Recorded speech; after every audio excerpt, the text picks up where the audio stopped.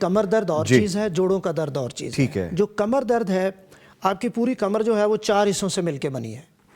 پٹھے ہیں، مسلز جن کو ہم کہتے ہیں، لیگامنٹس ہیں، آپ کے مورے ہیں اور آپ کی ڈسک ہے، اور پھر ساتھ حرام مغز ہے جسے ہم سپائنل کارڈ کہتے ہیں۔ جب بھی کمر درد ہوگا یا ٹانگوں میں درد آئے گا، ان میں سے کہیں نہ کہیں پرابلم ہوگا۔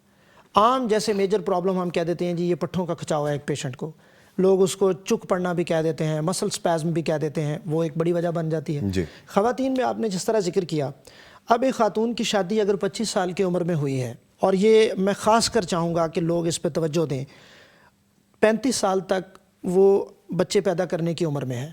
ظاہر ہے 2 بچے ہیں، اگر 3 بچے ہیں، اب وہ بچہ ماں کے پیٹ میں ہے، اللہ تعالیٰ کا نظام ہے، قدرت کا حسن ہے، یہ وہ ماں سے خوراک لے رہا ہے۔ اس دوران وہ عورت ایک بندے کو نہیں پال رہی، 2 لوگوں کو پال رہی ہے، اپنے جسم کو اور اپنے بچے کو۔ پھر اس کے بعد وہ بچہ ماں سے دودھ پی رہا ہے تو تب بھی وہ عورت اس کو پال رہی ہے۔ اس 2 سال کے ٹینیور میں اگر ایک عورت کے 3 بچے ہیں تو 6 سال کا ٹینیور بن گیا۔ بہت کمپرومائز ہو جاتی ہیں خواتین، اور کمپرومائز اس وجہ سے کہ بعض کو تو انفارچونیٹلی چیزیں دستیاب نہیں ہوتی، اور بعض شوق سے کھاتی نہیں ہیں۔ ہماری خواتین یہ بھی بہت کرتی ہیں، ڈائٹنگ کے چکر میں، وزن کم کرنے کے چکر میں، یہ جو مختلف ٹوٹکے وہ سیکھتی ہیں، وہاں سے وہ کیا ہوتا ہے کہ ان کی پھر وٹامن ڈی کا لیول کم ہو جاتا ہے، کیلشیم کا لیول کم ہو جاتا ہے، باڈی میں جو طاقت ہے، نیوٹرینٹس ہیں، ان کا لیول کم ہو جاتا ہے، اور پھر ہڈیاں کمزور، اور پھر ہر دوسری خاتون کو آپ دیکھیں گے کہ جی کمر میں درد۔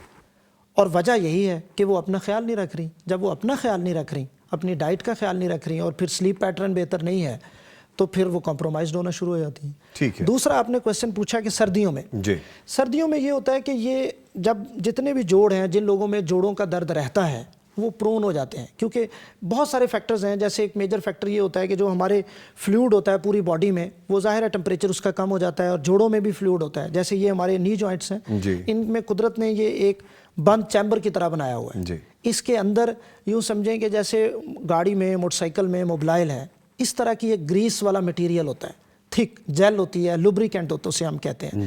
وہ نرم رکھتا ہے ہڈیوں کو۔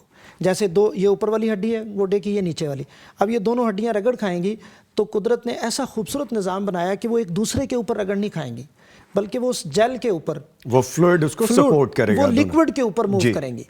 اب جب عمر کے ساتھ ساتھ وہ لیکوڈ کم ہونا شروع ہوتا ہے، یا جب یہ سردیاں آتی ہیں اس میں ٹمپریچر کم ہوتا ہے، یا پھر ہم سردیوں میں پانی کم پیتے ہیں، وہ بھی ایک کنٹریبیوٹری فیکٹر ہوتا ہے۔ اس سے پھر پین رہنے لگ جاتا ہے لوگوں کو۔